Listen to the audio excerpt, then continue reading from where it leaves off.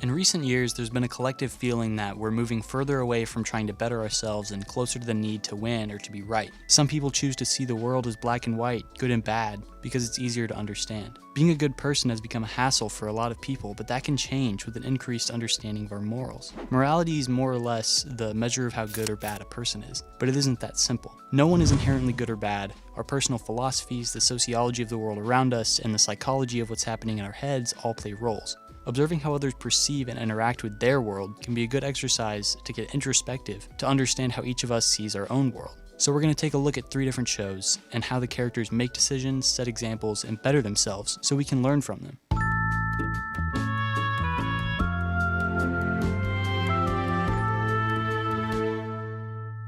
The Good Place is a show whose main premise is that a character needs to be a better person. When you die, you either go to the good place or the bad place, and Eleanor finds herself in the good place by mistake. Scared of getting kicked out of the good place, she enlists the help of Chidi, who was a moral philosophy professor on Earth, and he begins to teach her ethics. Something the show covers a lot is deontology, a philosophy proposed by Immanuel Kant, which basically means that no action can be considered moral unless the motivations behind the action are virtuous. As Chidi teaches Eleanor ethics, he often wonders whether her motivations for being good are pure. Was she just trying to stay in the good place for her sake, or did she genuinely want to improve to benefit the common good? Even when I do nice things, I'm only doing them so I can get something out of it, the ability to stay here, which means none of this had any real moral value. Utilitarianism is also very prominent in The Good Place. The greatest good for the greatest amount of people sounds great in theory, but it gets murky. The trolley problem illustrates this well. If you're in a trolley that's heading toward 5 people and you have the option to pull a lever to switch the track and instead hit only 1 person, what do? The utilitarianist would say that you have to switch tracks, while the deontologist would say that you should not touch the lever because you would be taking an innocent life. But what if you knew the 1 person? It's still the same question, but the answers start to differ with more variables. I am choosing to switch tracks, so that way I only kill 1 person. Oh, forgot to tell you, this is the scenario where you actually know one of the people. It's your friend Henry there. To bridge the gap between deontology and utilitarianism, The Good Place introduces moral relativism. It asserts that some immoral acts, like lying or stealing, can be considered moral given the proper situation and set of circumstances.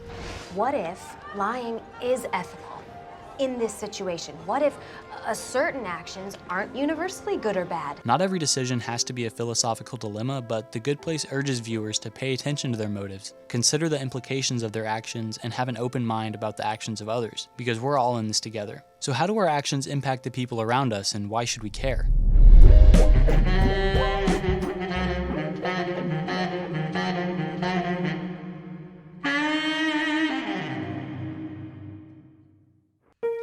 Mr. Blue.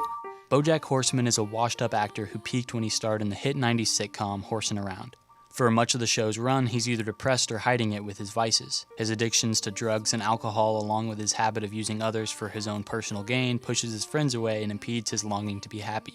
The world around BoJack doesn't help him very much either. He gets fame and praise from the masses, even though he spends most of his time discouraging his friends, being selfish, and drinking his life away. He believes that if he just keeps entertaining people, they'll like him and he'll finally be happy. That way, from his point of view, he doesn't have to be held accountable for his actions. The most important thing is you gotta give the people what they want. You don't stop dancing, and you don't stop smiling, and you give those people what they want. Throughout the series, BoJack has moments of realization where he understands that he isn't a good person and he wants to finally be held accountable, so he seeks out his friends. The show received critical acclaim for its depictions of authentic relationships in a cartoon, an easily digestible medium for a wide range of viewers. The characters grow, change, and sometimes leave each other to pursue their own lives. BoJack's one fallback from his unfulfilling life is that he has friends that will put up with his behavior. He acknowledges to them that he knows he's a bad person and wants to change, but never puts in the time. In the earlier episodes, his friends seem to accept his antics as something that they just have to get over, but more and more they distance themselves from him because they just can't deal with him anymore.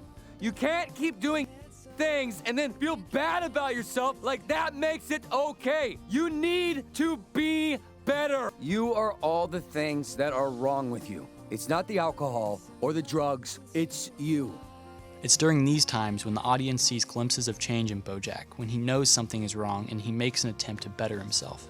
Do you think it's too late for me? Am I just doomed to be the person that I am? I need you to tell me that I'm a good person. Tell me, please, Diane, tell me that I'm good. Pleasing everyone is an impossible goal. BoJack might get little spurts of happiness here and there from his fans, but in the process, he ignores the people that actually matter to him. The show makes the point that true happiness comes from time invested in meaningful connections with other people. If an unhappy person can't develop any significant relationships with others, then it isn't society that has to change, the change probably has to come from them. One day, you're gonna look around and you're gonna realize that everybody loves you, but nobody likes you. Individual change is hard for most of us because of our internal conflicts, so how do we do it? It gets easier. Every day it gets a little easier. Yeah? But you gotta do it every day. That's the hard part.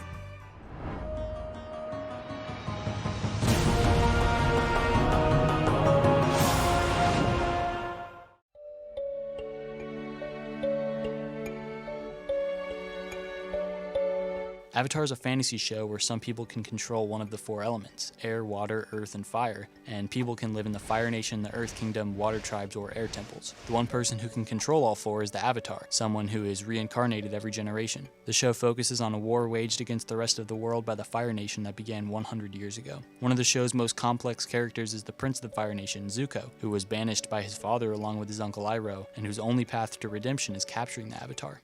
The safety of the crew doesn't matter. Finding the Avatar is far more important than any individual's safety. As the series progresses, Zuko begins to question his motives. He didn't actually care about catching the Avatar. There's even an episode in the first season where he helps the Avatar escape a bad situation. All he wanted was his father's approval. He couldn't care less about how he got it. It's time for you to look inward and begin asking yourself the big questions. Who are you? And what do you want?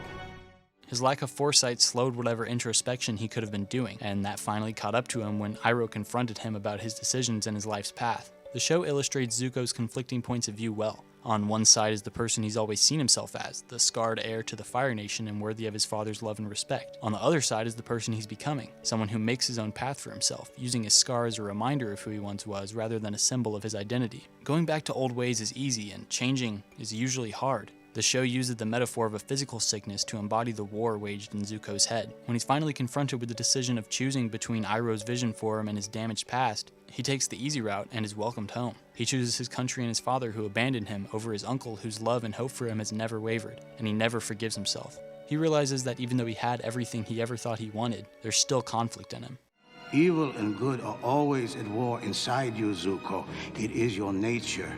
With a new perspective, he finally gets the push he needs to stand up to his father and make his own path. Making the right decision for ourselves is often preceded by making the wrong decision for ourselves several times before we finally get it. Eventually, enough right decisions can make the internal conflict go away.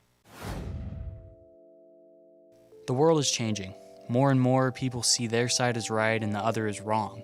I think that the thing that all of these shows can teach us is to never see anything as an absolute and to always keep an open mind. Be self-aware, be introspective, make decisions you can be proud of. We're all in this together, so we should all try to make each other stay on Earth a little better while we're here.